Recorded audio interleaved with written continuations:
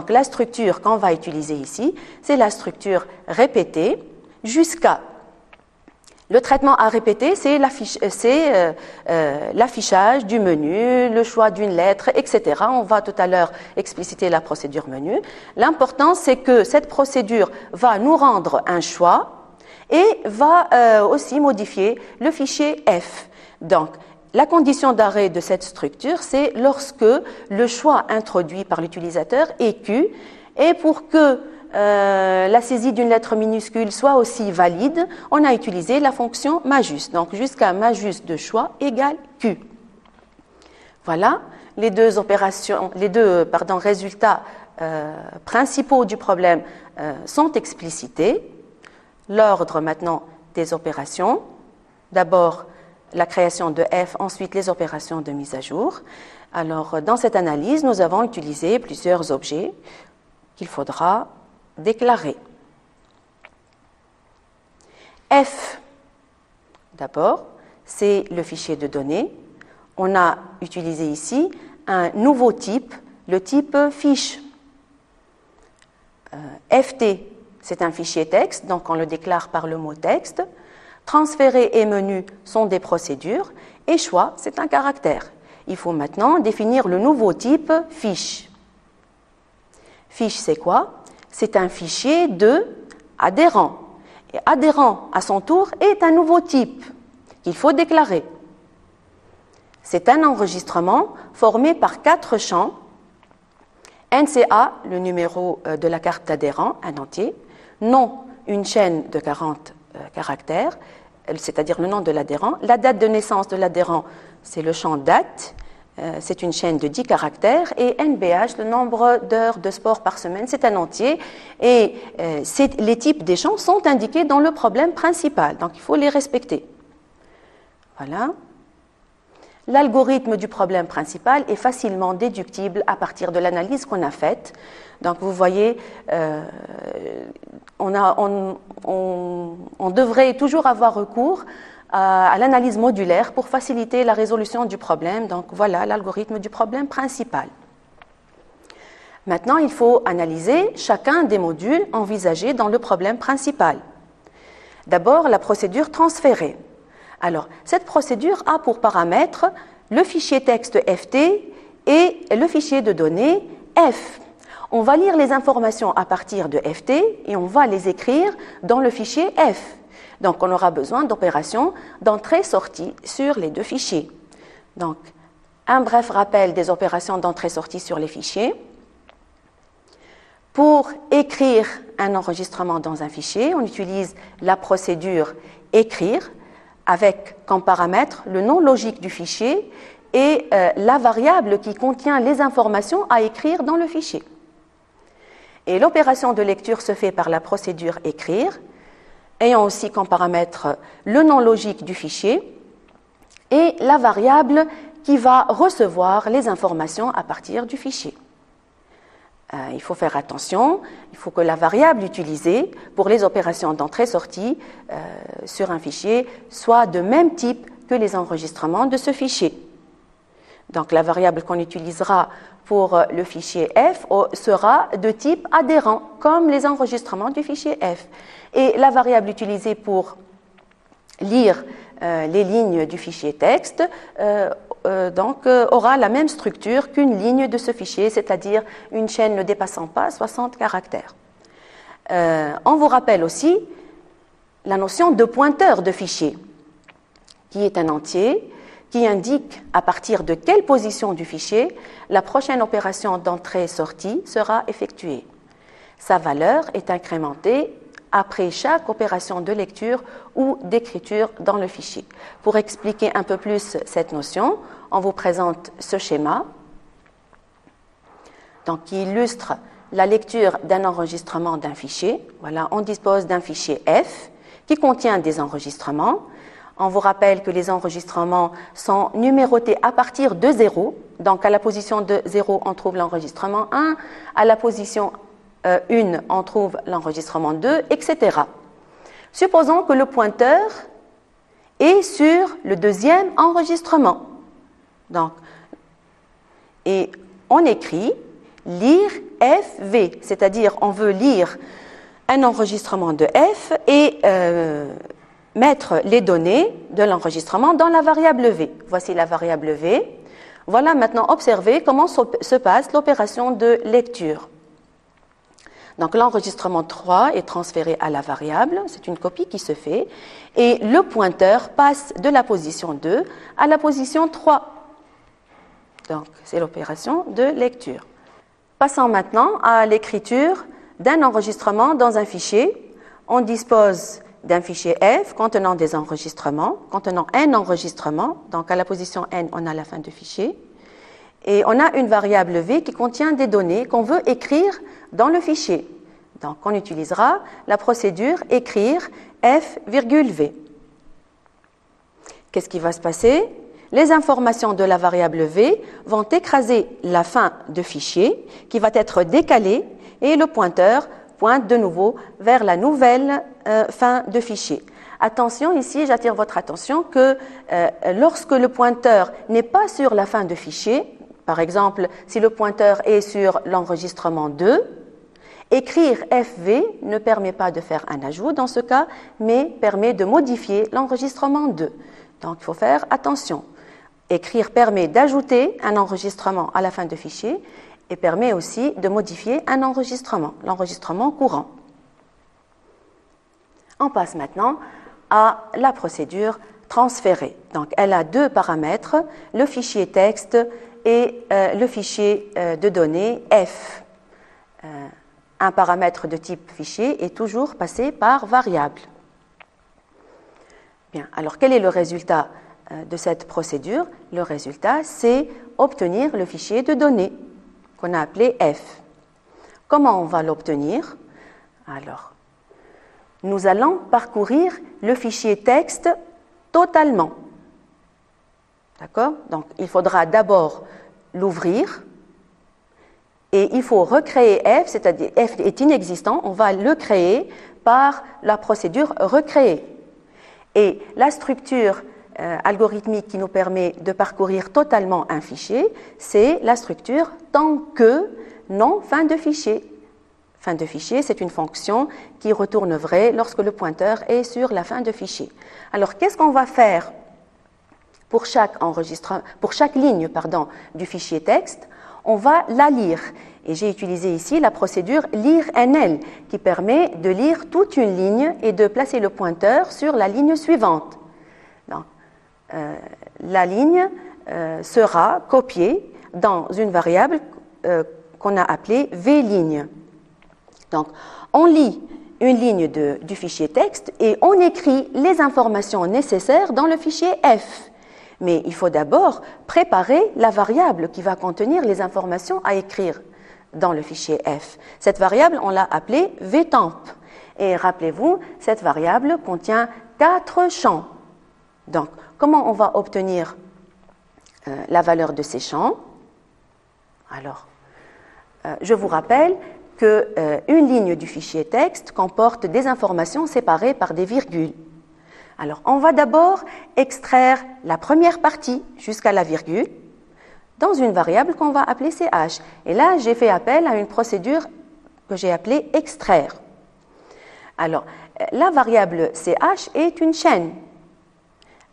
Et on nous demande que le numéro de la carte d'adhérent soit de type entier dans le fichier F.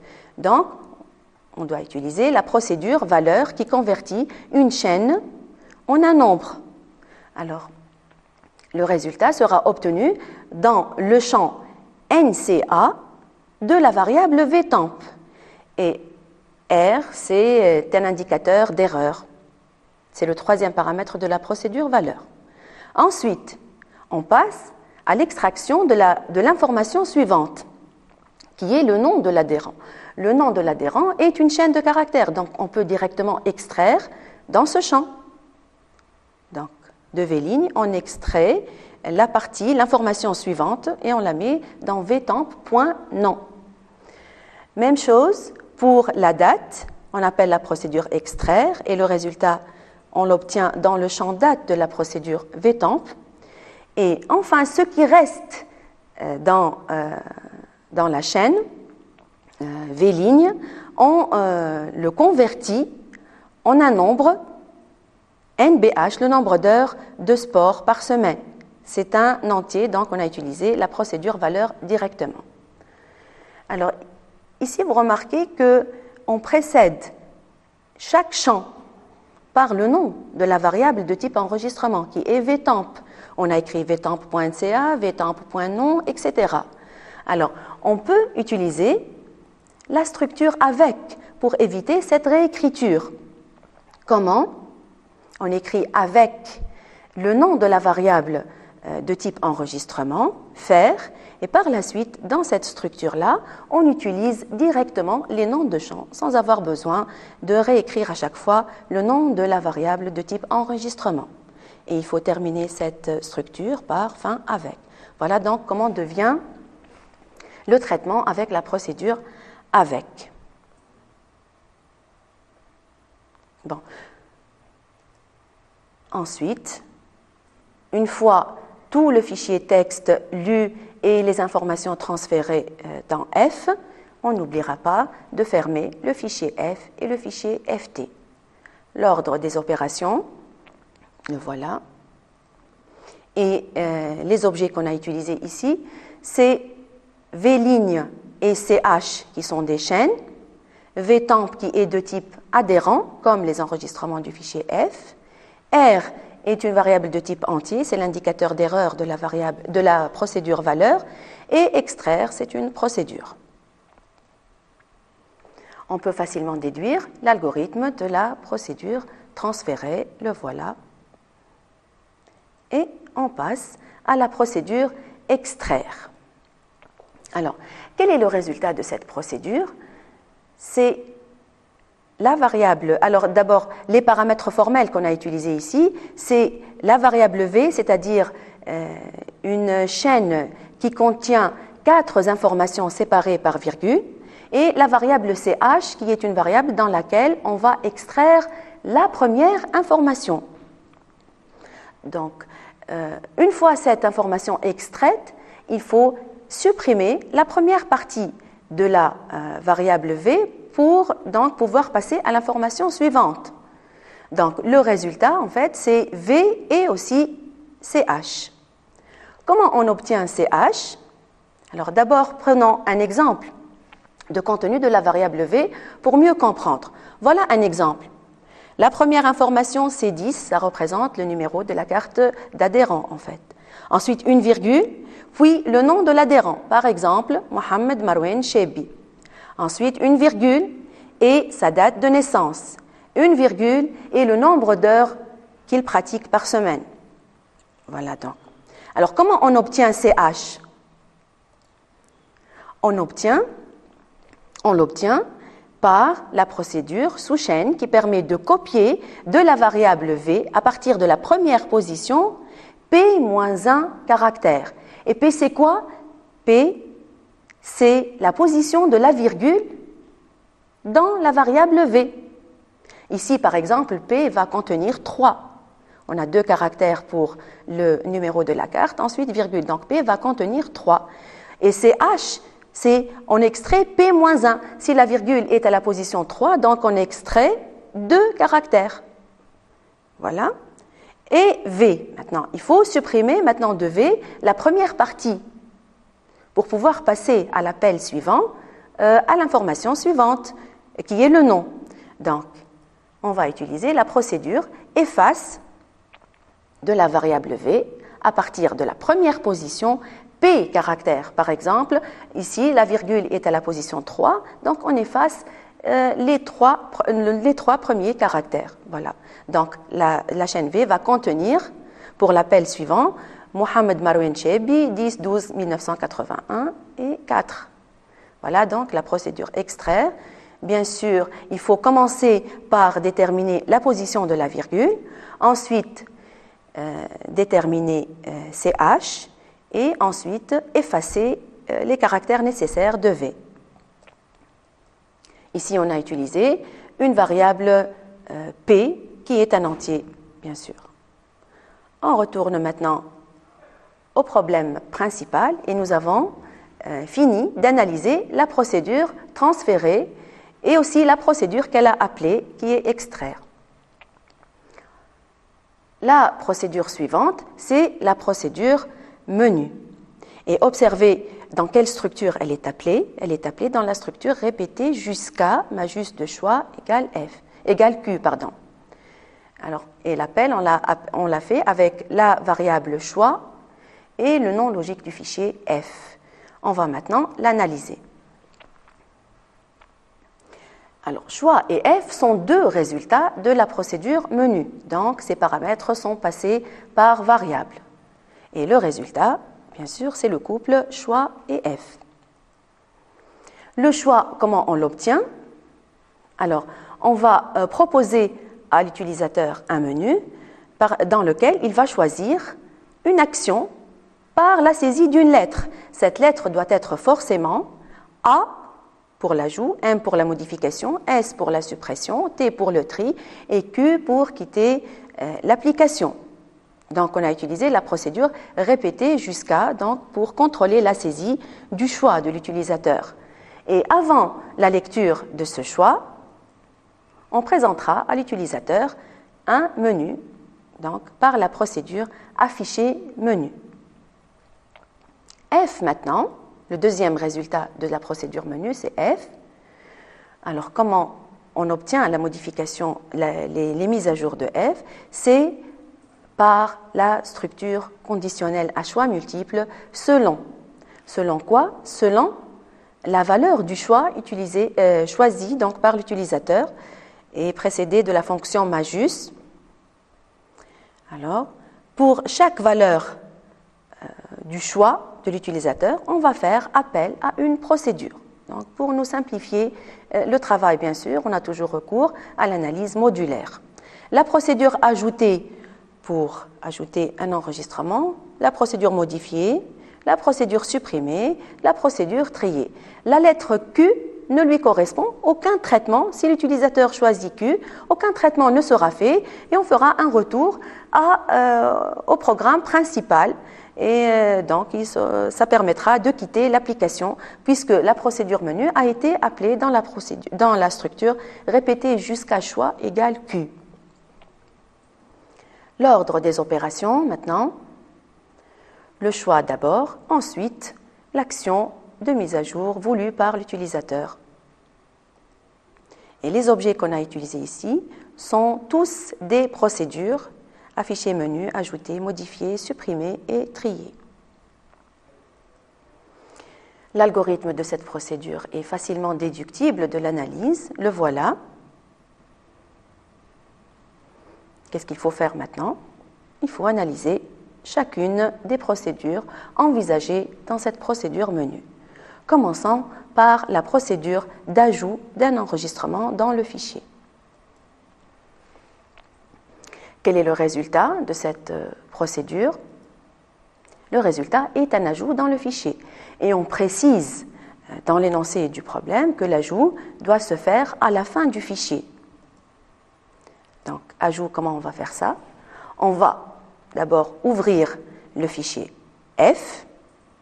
Donc, il est existant maintenant. On va l'ouvrir. Tout à l'heure, on l'a ouvert par la procédure recréer parce qu'il était inexistant. Maintenant, F est existant. Donc, on l'ouvre avec la procédure ouvrir. Et on veut que l'ajout se fasse à la fin du fichier. Donc, on utilise la procédure pointer. Pointer a deux paramètres, le nom logique du fichier et la position, voilà, le numéro de l'enregistrement qu'on veut pointer dans le fichier. Donc, c'est taille fichier. La fonction taille fichier, rappelez-vous, retourne la taille du fichier. Le nombre d'enregistrements, donc, dans le fichier. Donc, ici, on va pointer, en fait, la fin du fichier F. Et pour écrire sur la fin du fichier et décaler cette fin, donc, on écrit écrire F vtemp. Vtemp, c'est la variable qui va contenir les informations concernant l'adhérent à ajouter dans le fichier. Ensuite, on fermera F. Qu'est-ce qu'il faut faire maintenant? Il faut bien sûr définir la variable vtemp. VTemp est de type enregistrement, rappelez-vous, et elle contient 4 champs. Il faudra les définir, il faudra les saisir au clavier. Donc, voilà, lire le numéro de la carte d'adhérent, NCA, lire le nom, lire date, lire NBH. Ce sont les champs de la variable VTemp. On a utilisé ici la variable, la structure avec, comme tout à l'heure. Donc, toutes ces informations seront saisies au clavier. L'ordre des opérations, bien sûr, il faut d'abord définir la variable VTemp, ensuite ajouter les informations qu'elle contient dans le fichier F. L'algorithme est facilement déductible, on ne va pas l'écrire maintenant, vous pouvez le faire tout seul. On retourne à la procédure menu et on passe à la procédure modifier. Alors le résultat de cette procédure, c'est le fichier, donc une modification d'un enregistrement dans le fichier F. Voilà, une modification. Comment on va faire cette modification-là? D'abord, il faut ouvrir le fichier F. Ensuite, donc, il faudra vérifier si l'adhérent dont on veut modifier les informations figure dans le fichier. Alors, comment? On va faire appel à une fonction qu'on va appeler trouve. Donc on va lui communiquer cette fonction, on va lui communiquer le numéro de l'adhérent et le fichier. Et cette fonction va vérifier si ce numéro existe dans le fichier F. Elle va retourner vrai s'il existe et faux s'il n'existe pas. Donc, et quand est-ce qu'on fait la modification? Bien sûr, lorsque ce numéro existe dans le fichier. Donc, si fn trouve avec les paramètres num et f, qu'est-ce qu'on fait? On modifie à partir du clavier le champ nom, le champ date, le champ NBH, donc par la saisie de leur valeur au clavier. Bien sûr, ici, on a opté pour modifier tous les champs de l'enregistrement VTemp, mais on pourrait aussi envisager de ne modifier qu'un seul champ, bien sûr. Il faudra utiliser alors les structures conditionnelles adéquates. Donc, une fois ces informations lues à partir du clavier, qu'est-ce qu'il faut faire? On va écrire ces informations dans le fichier, mais faites très attention parce que il faut modifier l'enregistrement qui contient le numéro de la carte d'adhérent choisie par l'utilisateur. Donc, attention avec la fonction trouve. Lorsqu'on trouve ce numéro dans le fichier, donc cet enregistrement a été lu, le pointeur passe à l'enregistrement suivant. Donc, qu'est-ce qu'il faut faire? Il faut placer le pointeur, il faut faire reculer le pointeur et le placer sur l'enregistrement précédent avant de faire l'opération d'écriture. Sinon, c'est l'enregistrement suivant celui qu'on veut modifier qui sera touché. Donc, il faut faire très attention. Cette instruction de pointage est très importante. Pointer le nom du fichier, le nom logique F. Qu'est-ce qu'on pointe? Alors, position fichier F moins 1. D'accord? Parce que la fonction position fichier retourne la position de l'enregistrement courant. Et donc, une fois pointé, on peut écrire le contenu de la variable VTemp qui va écraser l'ancien contenu. Sinon, c'est-à-dire si cette condition vaut faux, c'est-à-dire qu'on n'a pas trouvé le numéro de l'adhérent dans le fichier, on affichera un message « numéro de carte inexistant ». Une fois ce travail fait, on ne doit pas oublier de fermer le fichier F. Et la variable num maintenant doit être aussi définie, bien sûr. Comment on va l'obtenir? C'est une donnée, c'est l'utilisateur qui va la saisir au clavier. Les opérations doivent avoir cet ordre, d'abord la lecture du numéro, ensuite la modification dans le fichier. Et là, on a utilisé aussi la variable VTemp de type adhérent, num qui est un entier, et on a utilisé on a fait appel à la fonction trouve qui est une fonction. Donc, on va la définir maintenant. Cette fonction a comme paramètre un entier qui est le numéro de la carte d'adhérent saisi par l'utilisateur et le fichier dans lequel on va faire la recherche. Et son résultat est de type logique. Le résultat d'une fonction, c'est son nom, bien sûr. On va lui affecter une variable intermédiaire qu'on va appeler TR. Comment on va obtenir TR? Alors, nous allons d'abord se positionner au début du fichier. Et remarque ici, dans ce cas précis, on est déjà sans écrire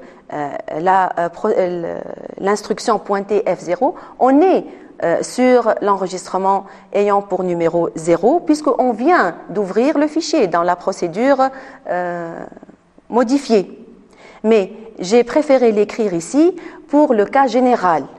Donc, lorsque vous utilisez un fichier, vous avez déjà fait des opérations sur ce fichier et vous voulez faire une recherche dans ce fichier, n'oubliez pas de pointer le premier enregistrement de ce fichier qui a le numéro 0. Donc, je répète ici, je peux ne pas écrire cette instruction, mais dans le cas général, on l'écrit. On initialise la variable TR à faux, donc on n'a pas encore trouvé l'adhérent dans le fichier, et puis qu'est-ce qu'on fait? On parcourt le fichier F jusqu'à trouver un enregistrement où le numéro de la carte d'adhérent correspond à NU, ou bien jusqu'à ce qu'on atteigne la fin de fichier. Donc, la structure qu'on va utiliser, c'est tant que non fin de fichier et non TR. D'accord? Qu'est-ce qu'on fait? On lit un enregistrement de F et on met le contenu dans la variable vtemp et que reçoit TR? Donc, on lui affecte le résultat de cette expression logique. Le champ NCA de la variable vtemp est égal à num. Ça, bien sûr, ça peut être vrai comme ça peut être faux. Donc, TR va recevoir une valeur ici. Et dès que TR passera à l'état vrai, on arrêtera le parcours et la recherche dans le fichier F. Voilà. Donc, la fonction trouve.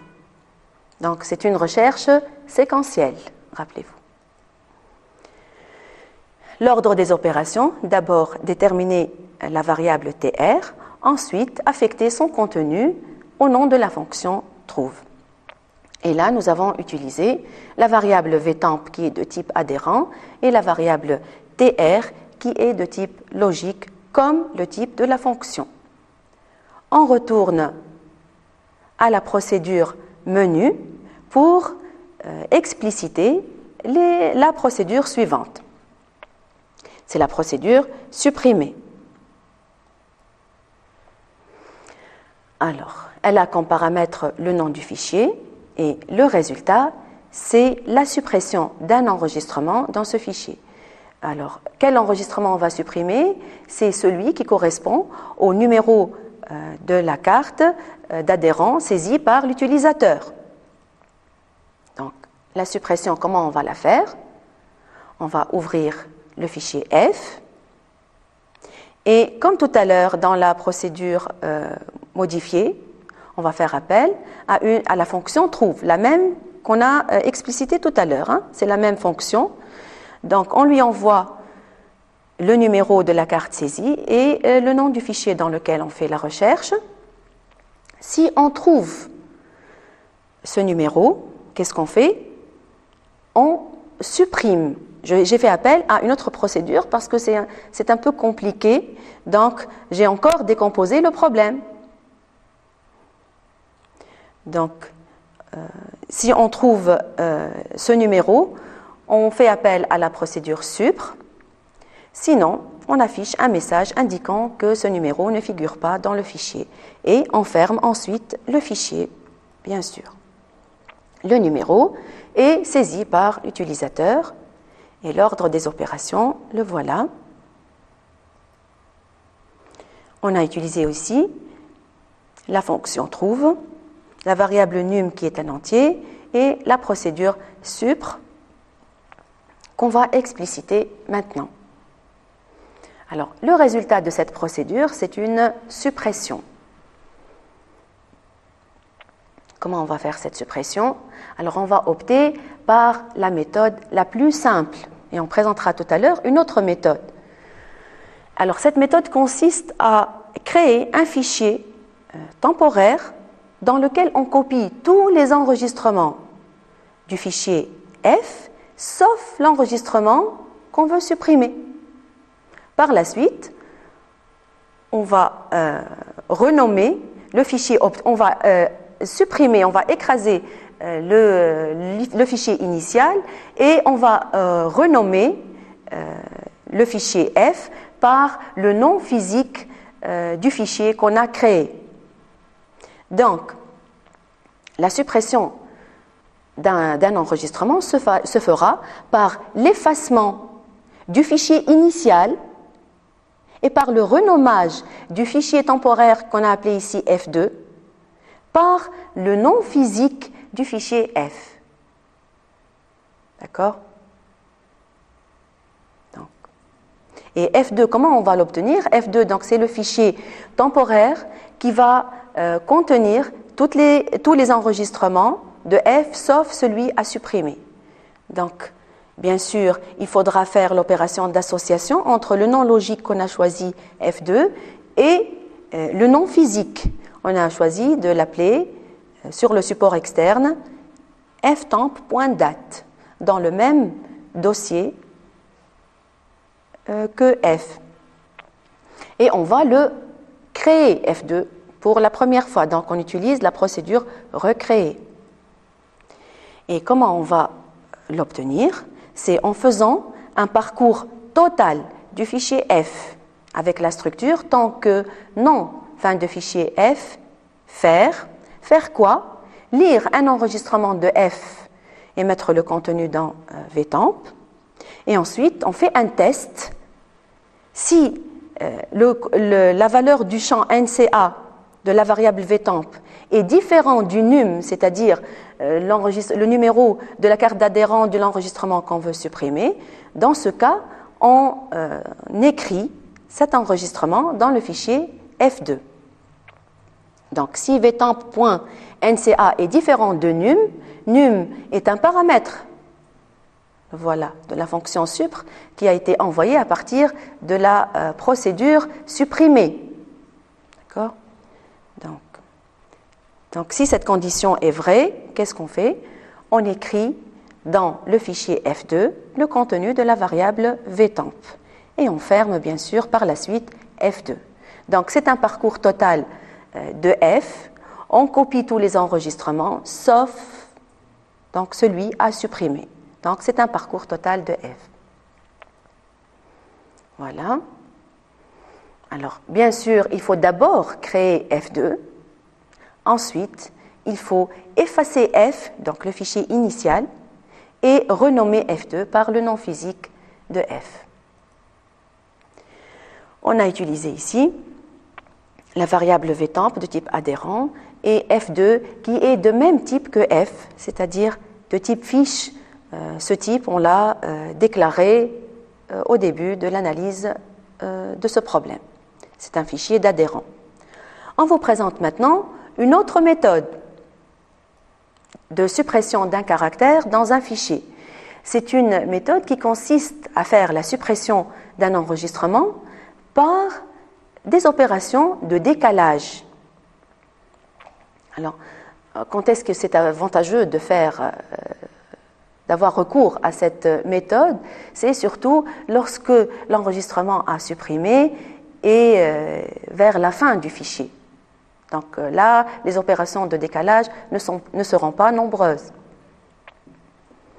Alors, comment faire?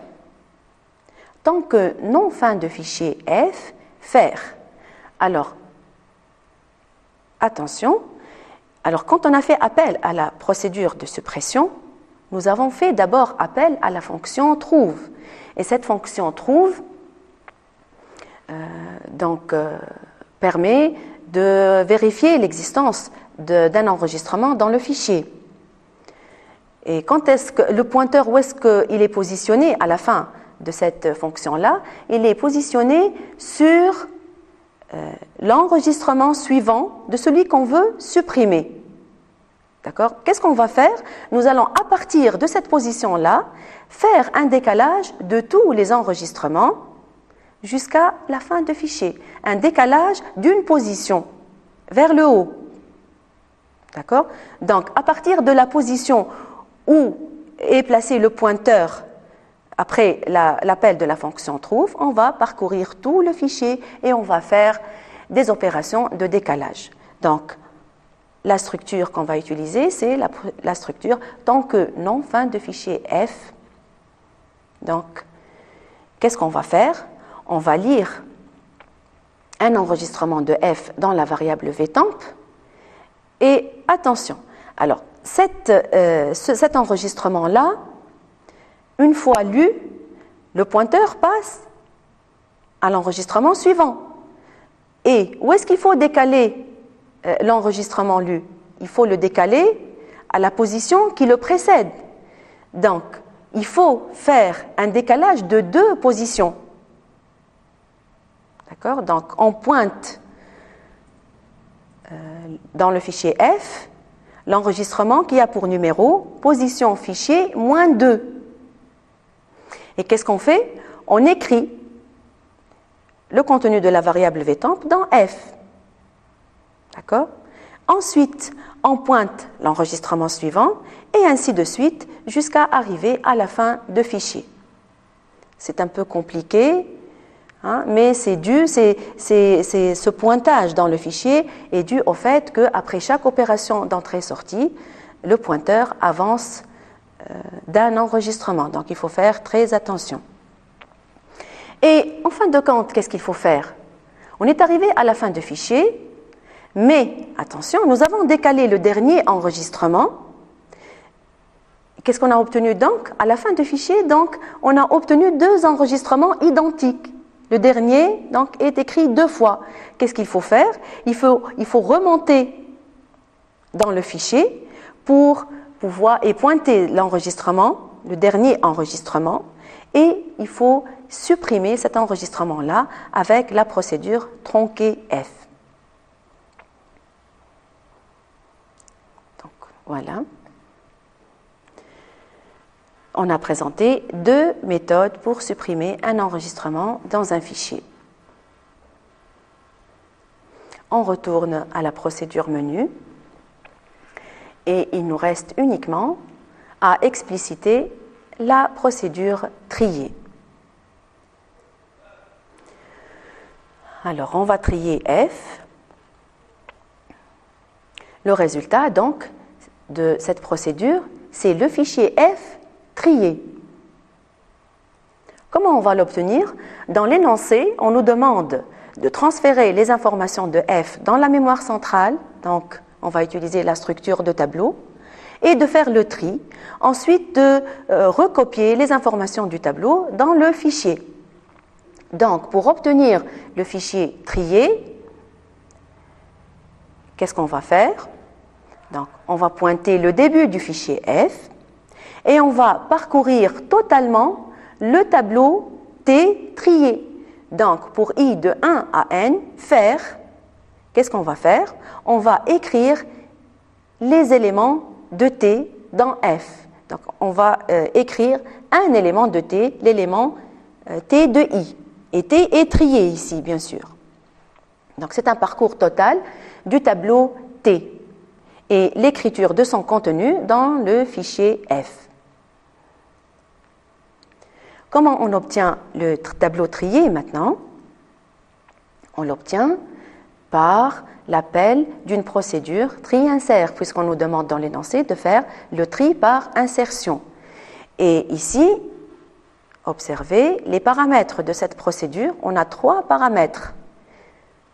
L'indice de la case, donc, où on va commencer le tri par insertion dans le fichier, c'est la 2. N, c'est le nombre d'éléments dans le tableau et T, c'est le tableau. Et l'indice de début doit figurer parce que n'oubliez pas qu'on nous demande d'écrire la procédure tri par insertion dans sa version récursive. Comment on obtient T maintenant? Donc le tableau initialement qui n'est pas ordonné, donc on l'obtient par la copie identée des éléments de F. Voilà. Alors on ouvre le fichier F et on utilise une variable n où on met la taille du fichier F, donc, et on va remplir n cases dans le tableau T. Comment? Pas à partir du clavier, mais à partir du fichier F. Donc, lire F, TI. D'accord? C'est-à-dire, on lit un enregistrement de F et où est-ce qu'on le lit? On le lit dans l'élément T de I. On n'oubliera pas de fermer le fichier F par la suite. Et l'ordre des opérations est le suivant. D'abord, le remplissage de T. Ensuite, le tri de T. Ensuite, la recopie des éléments de T dans F. Et enfin, la fermeture de F.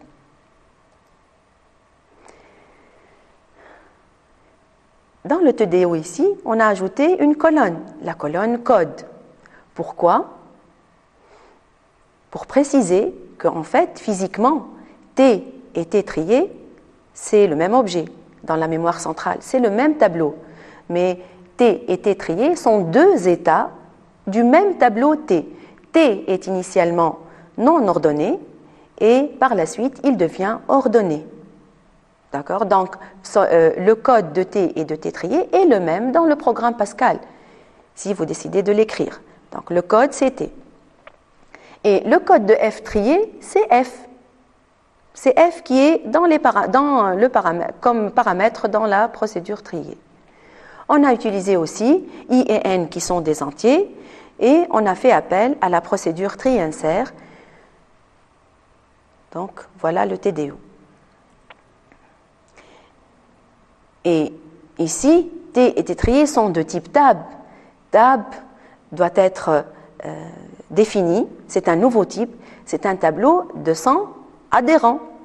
Adhérent, c'est le type d'un enregistrement du fichier. Donc les éléments du tableau T doivent être de même type qu'un enregistrement de F. Donc c'est un tableau de 100 adhérents. Adhérent ici est un type. Donc, on ne met pas de S, hein. Il ne s'agit pas d'un nom, c'est un type. 100 adhérents. Le tri par insertion maintenant. Alors, on nous demande le tri par insertion dans sa version récursive. Donc, on a besoin de deux paramètres ici de type entier qui indiquent l'indice de la case qu'on va traiter par l'appel et n le nombre d'éléments dans le tableau. Et le résultat sera le tableau T.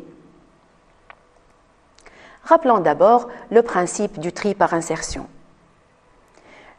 Le tri par insertion de n éléments consiste à insérer chaque élément i à la bonne place dans la liste des i-1 éléments qui le précèdent. Donc, c'est le tri par insertion.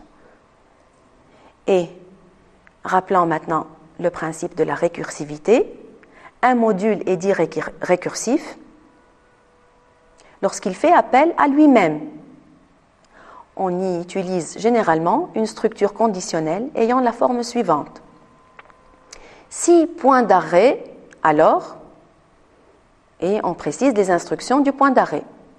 Sinon, on a un autre traitement à faire et on doit